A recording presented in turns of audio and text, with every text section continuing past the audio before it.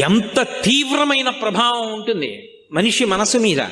సంస్కారవంతము కానటువంటి మనసు నుండి పుణ్యకర్మ రాదు. అసలు పుణ్యకర్మ చేశాడు అంటే దానికి వెనక ఒక అంకురం ఉంది. అంకురానికి ముందు విత్తనం ఉంది.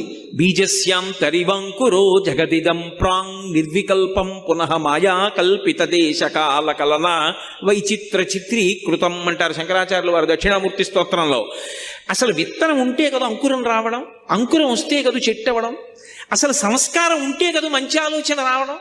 సంస్కారం మనసులో లేదనుకోండి, అది పైశాచికానందాన్ని పొందడం మొదలు పెడుతుంది. ఎవడో బాధపడుతుంటే వీడు సంతోషిస్తూ ఉంటాడు. మంచి పని చేద్దాం, మంచి పని చేద్దాం, ఎవరికన్నా ఉపయోగపడదాం, ఎవరైనా సంతోషపడితే మనం చూద్దాం అన్న ఆనందం ఒకటి మనసులోంచి ఉద్భుతము కావాలి అంటే ఏది ముందు లోపలికి వెళ్ళాలి? మంచి విషయాలు లోపలికి వెళ్ళాలి. మంచి విషయాలు లోపలికి వెళ్ళాయి అనుకోండి,